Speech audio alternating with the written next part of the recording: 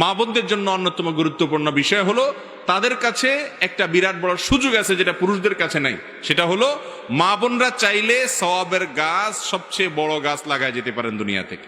কিভাবে সেটা? সন্তানকে আল্লাহর সঙ্গে পরিচিত করায় দেওয়ার মাধ্যমে, নামাজে অভ্যস্ত করার মাধ্যমে, কোরআনে অভ্যস্ত করার মাধ্যমে, সুন্নাতে অভ্যস্ত করার মাধ্যমে। একজন মা, ছোট শিশু তার হাত দিয়ে বড় হয়, বেড়ে উঠে, তিনি যদি তার সন্তানকে দ্বীনি মাধ্যমে, দ্বীনি তারবিয়াতের মাধ্যমে গড়ে তুলতে পারেন, তাহলে তিনি দুনিয়া থেকে চলে যাবেন। তার শেখানো দোয়া এই ছেলে সারা জীবন করবে, এই মেয়ে সারা জীবন করবে, তার অভ্যাস গড়ে তোলা নামাজ সারা জীবন আদায় করবে।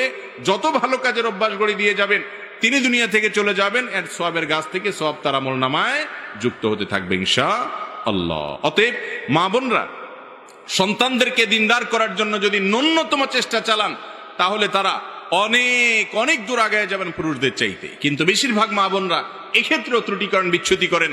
আজকাল তাদেরও মোবাইল ফোনের আসক্তি কিংবা টেলিভিশনের বিভিন্ন চ্যানেলের বিভিন্ন প্রোগ্রামের আসক্তি সন্তানদেরকে সময় দেওয়ার সুযোগ থেকে বঞ্চিত করে দেয়। আর যদি দেওয়াও হয়, তাহলে সেটা তথাকথিত জাগতিক পড়াশোনার জন্য, তাদেরকে আল্লাহর খাঁটি বান্দা হিসাবে, খাঁটি মুসলমান হিসাবে গড়ে তোলার জন্য মা বোনরা সময় কম দেন। এই কাজগুলো যদি করেন, সেটা হবে তাদের জন্য অনেক বড় অ্যাচিভমেন্ট। আল্লাহ তাআলা আমাদের মা বোনদেরকে কাজগুলো করার তৌফিক দান করুন। সেই সাথে তাদের জন্য গুরুত্বপূর্ণ হলো স্বামীর কৃতজ্ঞতা আদায় করা, নাশকরি না করা এবং কথায় কথা অভিশাপ না দেওয়া।